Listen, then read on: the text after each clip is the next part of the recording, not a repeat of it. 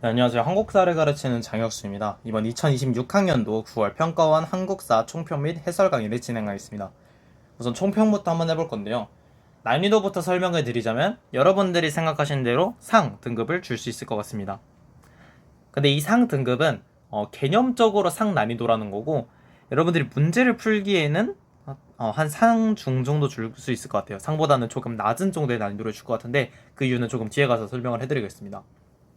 우선은 난이도가 이렇게 측정된 이유에 대해서 얘기를 해드릴게요. 문제들이 전체적으로 어땠냐면요, 굉장히 난해한 문제들이 많았습니다. 그러니까 여기서 난해하다는 거는 두 가지 종류 정도로 나눌 수 있을 것 같은데요. 첫 번째는 개념 자체의 난이도가 굉장히 어려웠습니다. 주로 평가원에선 잘 안 내던 개념들이지만, 그럼에도 언제나 출제는 할 가능성을 품고 있던 아이들이 문제로 나왔어요. 그런 개념을 가진 문제가 뭐가 있었냐면 9번, 11번, 19번이 있었습니다. 문제 자체의 개념이 어려웠기 때문에 선지를 고르기는, 바로 개념에서 선지로 직행하기는 조금 어려웠던 문제들이다라고 할 수 있어요. 이런 문제를 이제 한국사에서는 킬러라고 부를 수 있을 만한 애들이죠. 보통 이제 한국사 킬러가 없다고 생각들 하시지만, 이런 애들이 이제 여러분들의 발목을 붙잡을 수가 있다. 그러니까 여기서 이제 킬러가 되는 이유가 뭐냐면은, 얘를 풀다가 뇌정지가 와요. 그러니까 보통 사람들이, 그러니까 보통 상위권 친구들이 한국사를 풀면 보통은 술술 풀리는데, 이런 문제들을 갑자기 마주치면 본인이 모르는 개념이니까 갑자기 뇌정지가 딱 오는 거예요. 그렇기 때문에 킬러라고 저는 볼 수 있을 것 같아요. 그리고 이제 난해한 문제의 두 번째 종류는 이상한 문제들이 출제가 됐습니다. 이게 왜 이상한지는 그 문제에 가서 볼 건데, 문제를 먼저 소개를 시켜드리면 5번과 6번이 그에 해당하는 문제입니다. 난이도가 높은 또 다른 이유는 힌트가 굉장히 적었습니다. 선지에서 정답을 찾기 위해 보기에서 얻을 수 있는 단서들을 우리는 힌트라고 부르는데, 이 힌트들이 매우 적었기 때문에 선지에 바로 정답에 근거하기가 굉장히 어려웠던 문제들이 두 문제가 있어요. 첫 번째는 3번 문제입니다. 3번 문제가 있고, 두 번째는 4번 문제인데, 이 4번 문제는 여러분들이 솔직히 두 선지 중에 고민했을 거라고 저는 확신을 해요. 가나 두 개 중에 여러분들은 아마 고민을 하셨을 거고, 그 보기에서 정확한 힌트가 나와 있지 않았었기 때문에 가나 둘 중에 찍을 수밖에 없었던 사람들이 분명히 많았을 거예요. 네, 저는 그렇게 생각을 합니다. 근데 왜 제가 이렇게 상과 상하를 이렇게 두 개를 구분지어서 놨냐면은, 여러분들이 주변을 보시면 알겠지만 40점대는 좀 없더라도 30 후반대, 중후반대 학생분들이 굉장히 많아요. 30 중후반이면 2등급이기 때문에 수능에서 당장에 프리패스를 할 등급이란 말이죠. 근데 이렇게까지 개념이 어려웠는데, 킬러가 지금 제가 꼽아준 것만 해도 하나, 둘, 셋, 넷, 다섯, 여섯, 일곱 문제가 됐는데도 왜 이렇게 애들이 잘 맞았을까 하고 생각을 해보면은, 선지의 난이도가 굉장히 낮아요. 이 선지 난이도가 낮다는 말은 한국사의 고질적인 문제, 이제 학생들 입장에서는 굉장히 좋은 건데, 선지 5개 중에 반드시 2개를 제외하고 3가지는 보기와는 좀 맞지 않는 튀는 선지들이에요. 그러니까 시대적으로 전혀 맞을 수가 없는 그런 선지들이 3개가 있기 때문에 그 3개를 거르고 2문제 중에 찍었으면 되는 문제들이 모두예요. 솔직히 여기 말해서 모두가 그렇게 찍을 수 있는 문제들이에요. 그렇기 때문에 굉장히 이제 좀 그 전체적인 난이도가 내려갈 수밖에 없었다. 근데 그럼에도 이번에 EBS를 보면은, 그 EBS에는 이제 문제 난이도 자체에서 쉬워요와 어려워요를 투표한 항목이 있었는데, 작년, 재작년, 재재작년까지 다 합쳐서 쉬워요가 어려워요에 따라잡힌 적이 없어요. 그러니까 대부분 쉽다라고 평가를 내렸는데, 이번 2026학년도 9월 평가원에서는 쉬워요에 투표한 학생이 62명, 어려워요에 투표한 학생이 145명으로 2배가 넘게 차이가 나요, 지금. 그만큼 얼마나 어려웠는지, 그러니까 한국사가 어려웠다는 건 평소보다 얼마나 어려웠는지를 말하는 거겠죠. 절대적보다는 상대적으로 굉장히 어려웠다는 거를 이제 알려준다. 그런 척도인데, 이번에 굉장히 어려운 거 맞고, 이번에 못 봤다고 해서 절대 실망할 필요 없고, 수능 때 훨씬 쉽게 나오는 거 걱정할 필요 없고, 그 점만 알아주시면 됩니다. 그래서 주요 문항은 위에 킬러라고 표시했던 4, 9, 11, 19번, 얘네만 조금 이제 잘 보면 될 것 같아요. 아시겠죠? 그러니까 절대로 이게 어려웠다고 해서 수능까지 이렇게 무리하게 공부할 필요는 없다. 여러분들한텐 국어, 수학, 영어, 탐구가 더 중요하니까. 이제 문제 하나하나 뜯어볼 건데, 저는 1번부터 가보도록 하겠습니다. 1번은 굉장히 쉽죠. 그리고 이제 전에 했던 것과는 달리 이제 중요하다거나 그런 걸 표시를 하지 않을 거예요. 중요도 자체는 표시를 하지 않을 거고, 왜냐면 이제 위에서 방금 총평에서 다 찝어줬기 때문에 그럴 필요는 없습니다, 굳이. 그럼 지금부터 이제 해설 강의를 해볼 건데, 1번을 보면은 이거는 쉽죠. 1번은 맞췄어야 돼요. 고인돌에 대한 내용이 있기 때문에 당연히 이제 언제나 청동기 시대다. 청동기 시대를 생각하면 비파형 동검으로 오면 된다. 이거는 이제 쉽죠. 어려울 거 없는 것들은 그냥 색깔로 좀 판단하면 좋을 것 같아요. 어렵지 않은 거 검은색으로 다 풀겠습니다. 수도를 웅진에서 사비로 옮겼다. 사비천도에 대한 내용이 있죠. 사비천도에 대한 내용이 있으면 어디다? 백제에다. 그러면 국가는 백제 나오고, 백제는 뭐겠어요? 마한을 복속시켰다. 요거는 이제 근데 사실상 2번은 여러분들 많이 말하지만 틀려도 돼요. 왜냐, 삼국시대 문제는 무조건 한 문제는 나오긴 하는데 2번을 맞추려고 삼국시대를 공부하는 건 너무 양이 방대하기 때문에 2번을 굳이 이렇게 공부할 필요는 없어요. 그냥 기출 몇 번 훑다가 이게 나왔었는데 이번에도 이게 나왔네? 개꿀 하고 맞추면 되고, 이거 아는 거 안 나왔네? 그럼 찍으시면 되고. 아시겠죠? 왜냐면 이거는 선지도 조금 어려워요. 선지도 이제 그러니까 시대는 많이 튀는데 그 어느 시대인지를 모르니까, 왜 이게 그러니까 조선 전이에요. 무조건 다 조선 전으로 픽스가 되기 때문에 솔직히 그때 가면 헷갈리거든요. 헷갈리니까 2번은 틀렸다고 해서 이제 당연히 걱정할 필요 없고. 왜 이것 때문에 헷갈리는 사람이 있었다고 하더라고요. 그러니까 국가에 대해서 묻는 문제인데, 여기 신라와 싸우다 전사였다. 이거 좀 이상하긴 했어요. 근데 진짜 전사였으면 그럼 보통 왕을 내지 않나요? 그러니까 왕에 대해서 물을 텐데 국가에 대한 설명으로 이렇게 넣으면은 이번 건 약간 이거는 좀 맞추기 어렵지는 않았을 것 같은데 이제 조금 이상했던 문제였습니다. 그다음에 3번은 여기부터 좀 파란색으로 할게요. 구주. 이게 진짜 왜 힌트가 적었다고 하냐면 뭐 완산주 설치, 용원 총검, 뭐 거열주, 청주, 성원소경, 남원소경 몰라요. 이거는 왜 기억하지? 기억할 필요가 없어요. 그러니까 기억할 필요가 없는 게 아니라 잘 안 가르쳐요. 이런 이름을 어디서 얻어야 되냐. 구주 하나로 알 수밖에 없어요. 근데 조금 더 자세히 보면 주 이렇게 경 이런 거 보고서 이제 구주 오소경이구나, 구주 오소경이구나, 요런 걸 알긴 했어야 되는데, 사실상 이런 구주라는 말이 없었으면은 진짜 이거는 많이 킬러였을 것 같아요. 진짜로. 그래서 이제 구주 오소경인 거 생각하면 바로 통일신라이기 때문에 골품제는 무조건 신라. 요거는 외우라 했어요 제가. 이거는 알아두셔야 된다. 4번을 보면은 대부분 이제 서희 알고 거란 알기 때문에 당연히 뭐 이쯤이겠거니 싶을 거예요. 근데 언젠지 몰라요. 귀주대첩 전이냐 후냐가. 그러니까 서희가 단판을 지은 게 고려인 건 알고, 뭐 이자겸이 난 전인 것도 알아. 귀주대첩도 거란이랑 싸우는 거니까 비슷한 시대에 일어난 일인 건 맞아. 근데 가나 중에 어느 거지 하고서 모른다고요. 모르니까 얘들이 이 두 개 중에 찍는 거예요. 이 두 개 중에. 근데 저는 솔직히 이거 어려운 거 맞아요. 어려운 거 맞는데 진짜 왜 어렵냐면은 서희의 단판이 일어나고 20년이 지나고서 귀주대첩이 일어나요. 20년을 간격으로 문제를 낸 건 이건 진짜 어려운 게 맞거든요.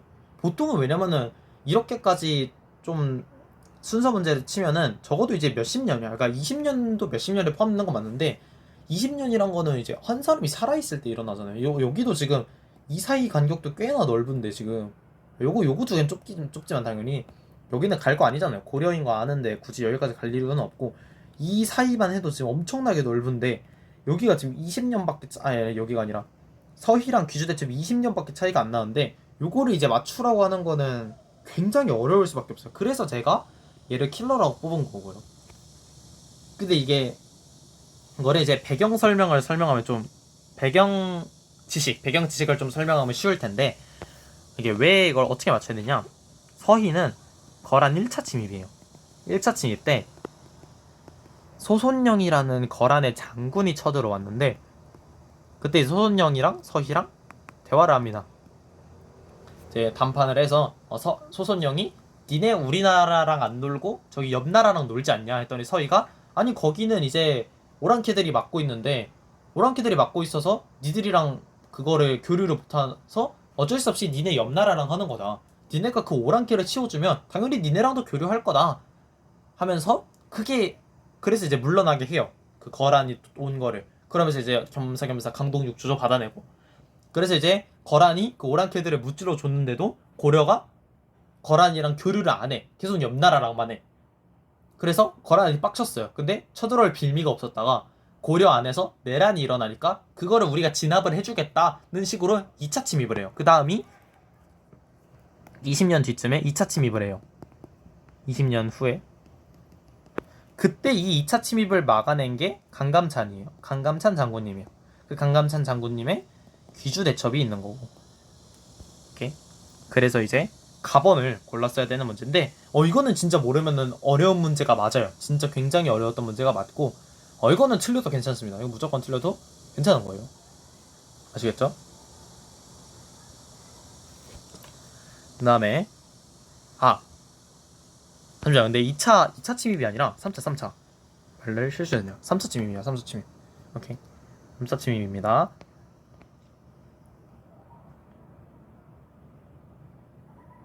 그 다음에 이제 5번을 보면은 5번이 제가 이상하다고 한 이유가 있어요. 왜냐면은 보세요. 지금 보기는 굉장히 쉽게 줬어요. 뭐 수원부 화산, 규장각, 수원 화성에 규장각 나왔으면 영조께서 남긴 당연히 누구였어요? 정조입니다. 정조.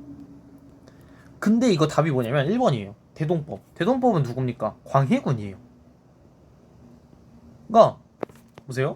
광해군 때 시행한 이 대동법이 뭐 정조까지 이어졌다.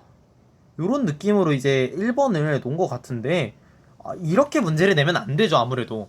그러니까 시기의 상황이라고 한 건 맞지만 아무래도 보기에 문제에 정조라는 그 키워드를 넣어줬으면 정조에 대한 선지를 내는 게 맞아요. 그게 무조건 옳은 그 출제 방식이야. 그러니까 왜 정조 때 선지를 놓고서 그 광해군 때 시행한 거를 이렇게까지 연장한 기간이라 해야 되나? 그 시행된 기간이 이게 유지되었다는 이유만으로 대동법을 정답을 시켜놓은 거는 이거 정말 이상한 문제인 거예요. 이거는 보통은 이렇게 안 나오는데 왜 이렇게 나오는지 저는 정말 의문이 들긴 하는데 근데 이거 왜 많이 맞췄더라고요. 그러니까 보니까 2, 3, 4, 5번이 너무 많이 해요. 금융실명제 현대죠? 전민면도감 고려죠? 치안유지법 일제강점기죠? 300산업 저기죠? 이승만 때죠? 그러니까 현대죠, 현대. 그러니까 2, 3, 4, 5는 너무 말이 안 되니까 애들이 다 1번을 골라서 학생들이 다 1번을 골라서 잘 맞추긴 했는데 문제가 너무 이상했다. 이상했다라고밖에 이제 평가가 안 되는 문제였습니다. 그래서 5번의 답은 1번입니다.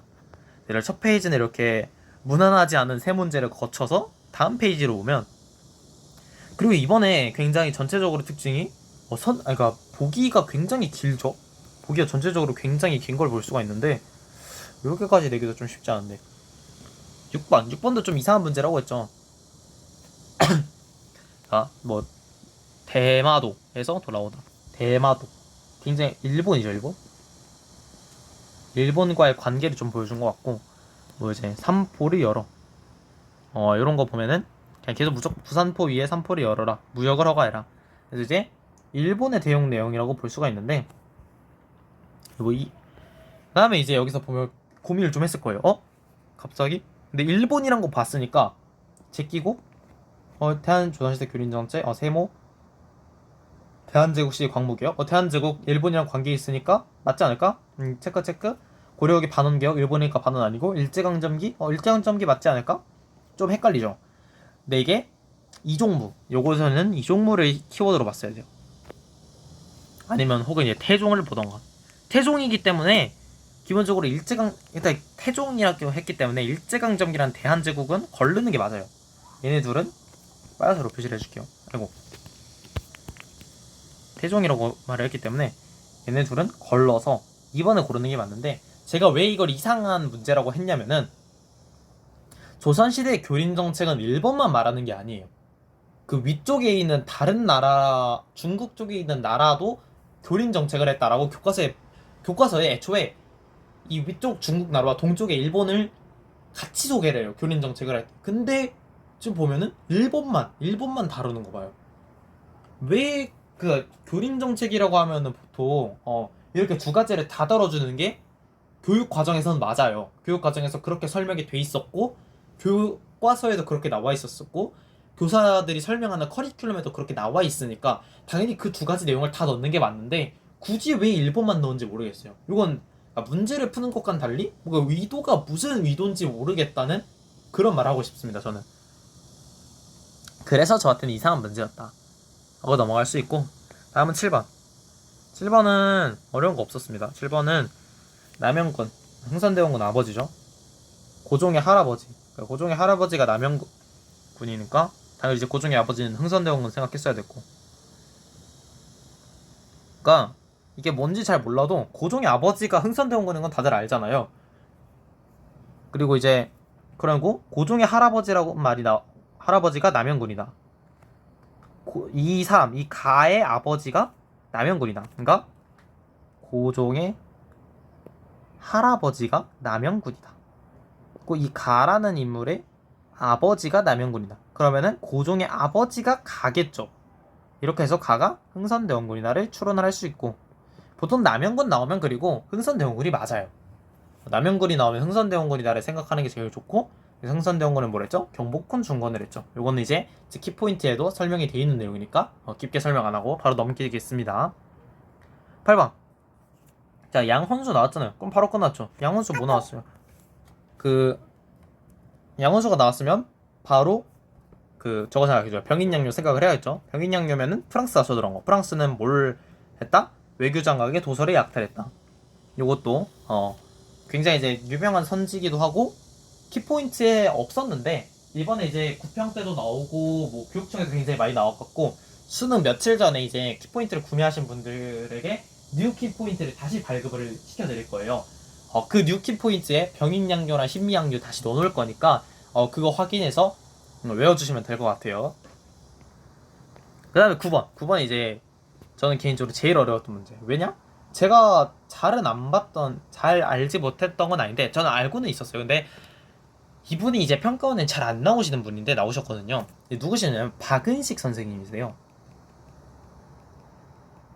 이제 뭐 유교구실론, 한국통사 이런 거 보면은 알 수가 있는데 박은식 선생님이 어떤 분이신지를 잘 모르시는 분들을 위해서 이제 간단히 설명을 드리겠습니다.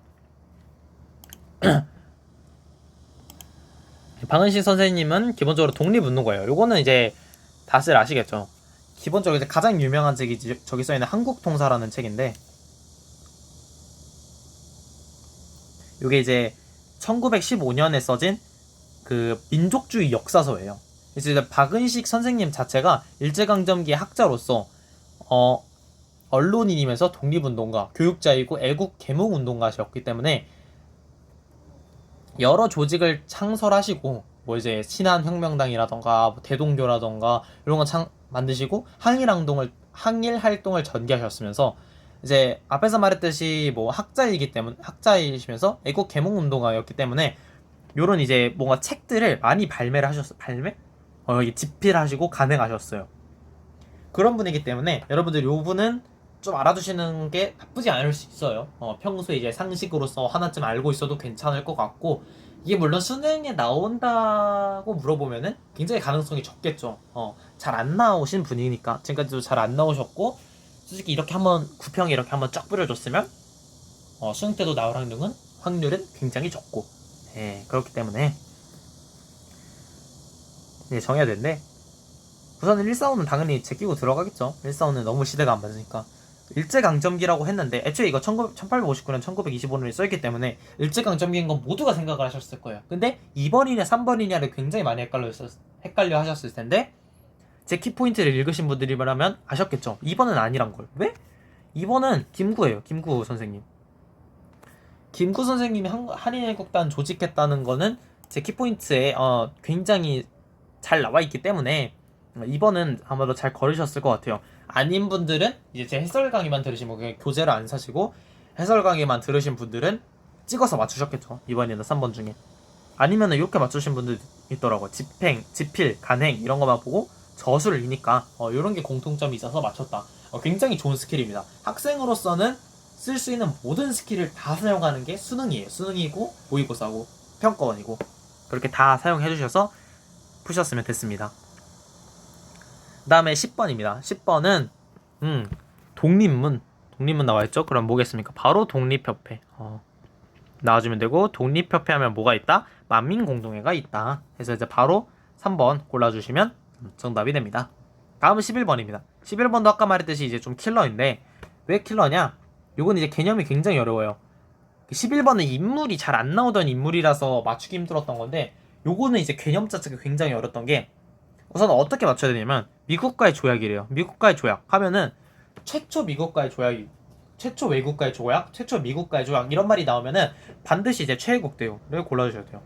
최초 외국이라기보다는 최초 서양 혹은 최초 미국 이란 말이 나오면 최애국 대우를 고르는 게 맞아요.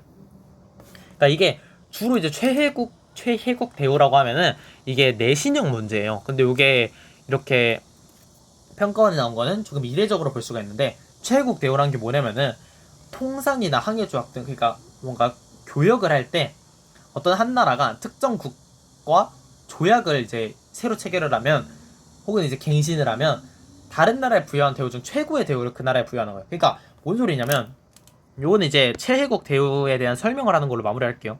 한국이란 A라는 나라가 있어요. B 나라랑 교류를 하기로 했어요. 근데 이제 교류에 이렇게 하면은 얘한테 이제 B라는 나라에, A가 우리나라라고 합시다. B에 관세가 있다 하면 관세를 10%를 매기자. 관세를 10%만 매기자 했는데, C랑도 이제 새로운 거래를 만들어요. 근데 여기를 관세를 5%로 하자. 그러면은 관세 5%가 관세 10%보다 좋은 거잖아요. 그럼 여기도 5%로 수정을 해야 돼요. 무조건. 최혜국 대우. 그러니까 가장 좋은, 부여한 대우 중에 최고의 대우를 모든 나라에 다 적용을 시켜야 돼요. 한 나라랑 이렇게 하기로 했으면은 다른 나라랑도 이렇게 해야 되고, 또 다른 나라랑 계약까지 이렇게 해야 되고, 무조건 이렇게 해야지. 그러니까 최고의 대우만 해야지. 정확히는, 그러니까 말해서 우리나라 때는 손해인 계약인 거예요. 근데 왜 했냐? 일본이 이겨야 되니까 다른 나라에 손해를 잡는데, 그게 미국이었는데, 미국에서 무조건 미국의 입장에서는 손해보는 계약이니까 최애국 대우라도 밀어붙이는 거죠. 오케이? 이렇게 해서 최애국 대우, 미국이랑 거래를 했으면 최애국 대우. 요거는 암기랍시다. 요건 무조건 나올 가능성은 높고요. 원래 마이너 로직에 넣을 예정이었지만 마이너 로직이 출간이 안 돼서 없지만 굉장히 중요한 내용이기 때문에 꼭 외워주세요. 뉴 키포인트에 들어갈 가능성이 높아요. 이거 외워주시기 바랍니다. 다음 12번. 12번 문제는 밑에 한번 보시면 되겠죠. 외교권 박탈. 외교권 박탈이면 뭐라 했죠 제가? 일산의격이잖아요. 일산의격이면 이건 이제 헤이그 특사 파견의 계기. 일산의격으로 인해 그걸 이제 이건 잘못된 거다 하고 알리는 게 헤이그 특사였죠. 그걸 파견한 게 일산의격 때문이다. 다음 13번. 13번은 김원봉. 뭐 이제 여기 김익상, 김상욱 이런 분들 독립운동가들 나오셨고, 김원봉이 제일 중요하겠죠. 김원봉 그 독립운동가분이. 김원봉 나왔으면 뭡니까? 당연히 의열단이겠죠. 의열단. 그리고 그 의열단은 조선혁명선언을 바탕으로 활동을 진행을 했다 보시면 됩니다. 14번. 14번은 회사 설립. 당연히 이제 회사령이죠. 회사 설립에 조선 총독 허가 사항을 받아야 된다. 회사령이죠. 회사령은 언제 한다고요? 요거는 이제 키포인트에 나와 있죠. 그 치안유지법하고 뭐 황국신민 요런 거 나왔다 했죠. 그래. 그래서 1910년대는 제복을 입고 칼을 찬 교환. 이렇게 나온다고. 키포인트 꽤나 상단 4번일 거예요. 아마 제 기억으로는. 꽤나 상단에 위치한 키워드이기 때문에 5번이가 4번에 출제율이 굉장히 높아요. 얘는 거의 무조건 나온다고 봐도 되는 애들이기 때문에 1910년대에 일어난 일들은 제 키포인트를 구매를 하셔서 무조건적으로 보시는 게 맞아요. 제 키포인트가 아니면 뭐 다른 인간 강사들의 그런 교재를 보시거나 무조건적으로 1910년대를 알아두시는 게 여러분들에게도 이득이고 점수에게도 이득이고 모두에게 좋은 결과를 가져다 줄 수가 있어요. 15번. 이렇게 정리하니까 좀 까다로운데, 임시정부 산하군대, 지청천, 국내 진공작전. 제일 중요한 건 국내 진공작전이겠죠. 이러면은 뭐겠습니까? 당연히 이제 한국 광복구인데 그거 알 필요 없다 했어요. 이건 OSS 인도 미얀마 이렇게만 알아두면 된다 했습니다. 뭐라고요? 국내 진공작전은 OSS 인도미얀마, OSS는 인도미얀마 국내 진공작전, 인도미얀마는 국내 진공작전 OSS. 출제율이 그렇게 높은 키워드는 아니지만 반드시 이 셋 중에 하나가 나왔어야 돼. 나머지 두 개 중에 하나가 선지에 들어가 있다는 거는 무조건 100% 외워야 되는 선지입니다. 요거는 100%예요. 무조건 외워주셔야 돼요. 다음은 16번입니다. 여기 16번이 지금 보니까 약간 낚시성 그게 있어요. 3.1 운동이라는 것만 보고 조금 혼란을 일으키게 할 수가 있는데 사실 3.1 운동에 대한 내용이 선지 없기 때문에 여러분들이 빨리 걸을 수는 있을 거예요. 근데 저는 3.1 운동을 보진 않았고 이 바로 백정이라는 글자만 보고서 바로 골랐는데 백정하면은 뭐가 나와요? 바로 조선 형평사 나와야죠. 이것도 당연히 키포인트에 있기 때문에 그렇게 깊게 서술하지 않을 거고요. 이런 낚시에 걸리지 않았으면 좋겠다는 그런 말 하고 싶었어요. 그러니까 끝까지 읽어달라 그거예요. 17번 뭐 50 총선거 50 총선거에서 만들어진 국회면은 뭐 당연히 재헌국회겠죠? 재헌국회면 반민족 행위 처벌법 요겁니다. 아시겠죠? 그러니까 재헌국회면 반민족 행위 처벌법 제정은 거의 이제 무조건적으로 선지에 나오는 것 같아요. 요게 이제 선지에 나와도 오답인 경우가 좀 많아서 이제 여러분들한테 알려드리기가 좀 꺼렸었는데 요게 이제 정답인 그 확률이 이제 슬슬 올라가더라고요. 약간 이승만의 내각 책임에 이제 골자로 진행하였다 그 선지처럼 최근에 떠오르는 신흥강자 선지입니다. 말이 이렇게가 좀 이상하긴 한데 요것도 이제 무조건적으로 알아두는 게 중요할 것 같아요. 재헌국회 하면 반민족행위 처벌법. 18번은 당연히 이제 전쟁이란 것만 봐도 사실상 6.25라는 거 생각을 했어야 됐고 뭐 이제 정전협정 뭐 유엔과 공산군 이런 거 알으면은 바로 6.25 6.25면은 유경인 거 알았어야 된다. 그리고 이제 보통은 6.25 전쟁에 대해 묻는 그게 잘 안 나와요. 6.25라고 하면은 그러니까 남북 전쟁을 뭐라 해야 되지? 남북 전쟁을 묻는 문제에서 그러니까 키워드를 6.25 전쟁, 남북 전쟁을 키워드로 한 그러한 문제에서 선지 자체에 6.25에 대한 내용이 들어간 거는 솔직히 말해서 잘 생각이 나지는 않아요. 보통 이제 6.25 전쟁 중에 있었던 사실로 올바른 것에서 6.25 전쟁에 관련된 게 아니라 그 같은 시기에 일어났던 일을 많이 묻거든요. 그게 이게 바로 발췌개헌안이 가장 유명한 그런 선지가 될 수 있을 것 같아요. 그러니까 발췌개헌안은 이승만 대통령이 전쟁 중에 1952년일 거예요. 아마 대통령 직선제를 내용으로 해서 만들어진 그런 개헌이거든요. 개헌안. 그렇기 때문에 발췌 개헌을 하면은 6.25 전쟁 요것도 이제 꽤나 잘 나오니까 외워주셨으면 좋겠어요. 솔직히 이렇게 말하면 이제 안 나오는 게 뭐냐라고 물어볼 수 있는데 안 나오는 게 없어요. 요즘 들어서 이제 나오는 선지가 계속 잘 나오고 그렇기 때문에 저는 항상 이제 외워라 라고 말할 수밖에 없어요. 저는 이제 미래를 예측하는 사람이 아니고 어느 정도 이제 예상은 할 수 있지만 예측을 할 수 없기 때문에 여러분들께 나올 수 있는 모든 가능성의 선지들을 다 소개를 시켜주는 중입니다. 다음 19번도 아까 킬러라 했죠. 왜냐면 잘 나오지 않는 거니까. 전태일 씨는 이제 그 굉장히 한국이 산업화되고 그런 시기에 굉장히 비우는 인물이세요. 전태일 씨에 대한 조금 이제 내용을 설명을 해드리면 좋을 것 같은데 전태일 씨가 있었던 이 시기에는 굉장히 이제 산업화가 많이 일어났어요.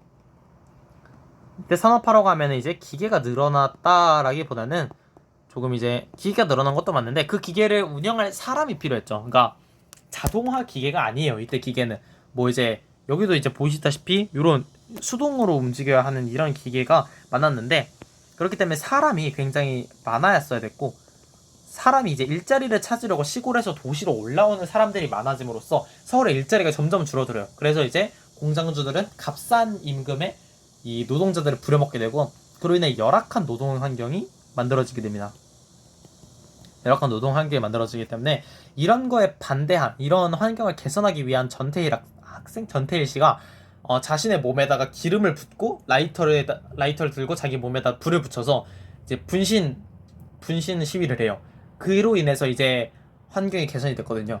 그래서 이제 전태일 씨 하면은 열악한 환경을 개선한다. 왜 열악한 환경을 개선하냐? 산업이 개선돼서 사람을 막 부렸기 때문에 산업이 활성화된 시기가 어느 때입니까? 우리나라에서 역사에 나올 정도로 산업이 활성화될 시기는 박정희 대통령 시기예요. 요건 알아줘야 될 것 같아요. 박정희 시대이기 때문에 박정희 대통령 하면은 바로 나오는 새마을운동이 바로 나와줘야겠다. 그래서 이제 이거는 전태일 씨를 잘 몰랐다면 이제 개념 선지를 전태일 씨뿐만 아니라 전태일 씨가 어떤 환경, 어떤 시대의 사람인지를 잘 몰랐으면은 풀기 좀 어려운 문제가 아니었을까 하는 생각이 듭니다. 그래서 이제 마지막 20번 문제는 통일 문제 치고 굉장히 쉽게 나왔어요. 그냥 요게 이제 박정희 시대 때, 요게 이제 김대중 시대 때. 여기 이름 다 적어줄게요. 사이에 노태우 시기. 통일 시기로 냈기 때문에 굉장히 쉬웠던, 통일 중에서는 굉장히 쉬웠다. 근데 이렇게 설명했는데도 잘 이해를 못하겠다. 그러면 이제 키포인트 구매를 해주세요. 키포인트에 통일 키워드만, 이게 통일에 대해서 설명한 게 이제 한 페이지가 살짝 좀 안되게 통일에 대한 내용으로 꽉꽉 눌러 담은 내용이 있기 때문에 그것만 읽어주면은 솔직히 어려운 건 없었다. 그렇게만 알면 될 것 같아요. 그래서 이제 여기까지가 2026학년도 9월 한국사 평가원 해설 강의를 진행을 해봤는데요. 지금 시간도 31분이 넘어가고 있는데 굉장히 난이도가 높았고, 지금 저도 하나하나 해설하는데 굉장히 많은 시간을 소비를 했죠. 이렇게까지 어렵게 수능에 나오냐 하냐고 물으면은 절대로 아니에요. 수능에는 이렇게까지 나오진 않을 거고, 6월보단 조금 어렵게, 9월보다는 훨씬 쉽게 6월에 제가 하 난이도를 내렸던 걸 생각을 해보면 적어도 이제 중난이도 정도로 나올 거다라고 여러분들이 생각을 해주셨으면 되겠습니다. 그럼 이상으로 한국사 해설 강의, 총평 및 해설 강의를 마치도록 하겠습니다. 지금까지 혁수 T였습니다. 감사합니다.